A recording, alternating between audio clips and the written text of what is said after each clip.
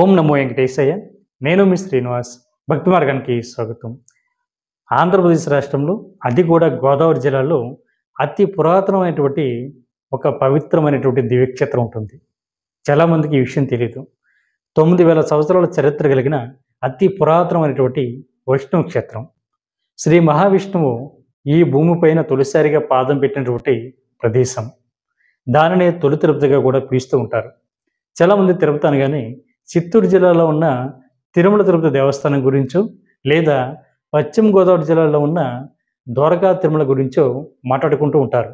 ఈ రెండు క్షేత్రాల కన్నా అతి పురాతనమైనటువంటి క్షేత్రమే ఇక్కడ కనిపించేటువంటి తొలి తిరుపతి గ్రామం. ఇక్కడ సాక్షాత్తు శ్రీ మహావిష్ణువు శ్రీ శృంగార వల్లభ స్వామిగా ఈ ఆలయంలో కొలువై ఉండి భక్తులకు అయితే దర్శనం ఇవ్వడం జరుగుతూ ఉంటుంది. ఇక్కడ ఉన్నటువంటి స్వామివారిని ఎవరు చూస్తే వాళ్ళని ఎత్తులో కనిపించడం ఒక విశేషం. అంటే చిన్నపిల్లలకి చిన్నపిల్లల హైట్లోను, పెద్దవారికి పెద్దవారి హైట్లో కూడా ఇక్కడ ఉన్నటువంటి శ్రీ శృంగార వల్లభ స్వామి దర్శనం ఇవ్వడం జరుగుతుంటుంది. ఇదే కాకుండా ప్రతి వైష్ణవ ఆలయంలో కూడా స్వామివారి యొక్క శంకు చక్రాలు ఒకలా కనిపిస్తుంటే, ఈ ఆలయంలో ఉన్నటువంటి శ్రీ శృంగార వల్లభ స్వామి యొక్క శంకు చక్రాలు అపసవ్య దిశలో కనిపించడం మరొక విశేషం. ఇక్కడ ఉన్నటువంటి స్వామివారి యొక్క ముఖాన్ని మీరు చూసినట్లయితే నిత్యం కూడా సిరిమందాసంతో నవ్వుతున్నట్టుగా శ్రీవారి భక్తులకి దర్శనం అవడం జరుగుతుంటుంది. నాలుగో విశేషం, ఈ ఆలయానికి పక్కనే బొటన బావి అనేటువంటి ఒక అందమైనటువంటి బావి ఉంది.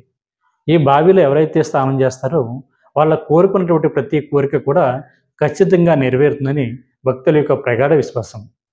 సంతానం లేని వారికి సంతానం, పెళ్ళి లేట్ అవుతున్నటువంటి పిల్లలు ఎవరైతే ఉన్నారో వీళ్ళకి తొందరగా పెళ్ళి అవ్వడం, విద్య, ఉద్యోగం, ఐశ్వర్యంతో పాటు వాళ్ళ మనసులో కోరుకున్నటువంటి ప్రతి కోరిక కూడా ఖచ్చితంగా నెరవేరుతుందని భక్తులు చెప్తూ ఉన్నారు. అంతేకాకుండా ఈ ఆలయ చరిత్రను ఒకసారి చూసుకున్నట్లయితే ధ్రువ వృత్తాంతం అంటే మనం సాధారణంగా చూస్తూ ఉంటాం. ఆకాశంలో కనిపించేటువంటి ధ్రువ నక్షత్రం ఏదైతుందో ఆ ధ్రువ నక్షత్రానికి ఈ ఆలయానికి కూడా సంబంధం ఉంది.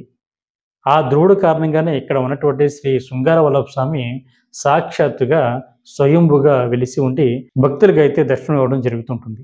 ఈ ఆలయంలో ఉన్నటువంటి స్వామివారిని 7 వారాల వెంకటేశ్వర స్వామిగా కూడా పిలుస్తూ ఉంటారు.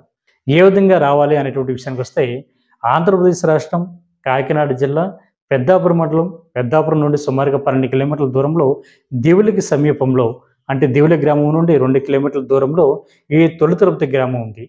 దీన్ని చెదలవాడ తిరుపతి అని కూడా పిలుస్తూ ఉంటారు. కాబట్టి ప్రతి ఒక్కరు కూడా తప్పనిసరిగా ఈ స్వామివారిని దర్శించండి. ఈ వీడియో కనుక మీకు నచ్చినట్లయితే లైక్ చేయండి, షేర్ చేయండి, మీ యొక్క అభిప్రాయాన్ని తప్పనిసరిగా కామెంట్ చేయండి. ఓం నమో వెంకటేశాయ.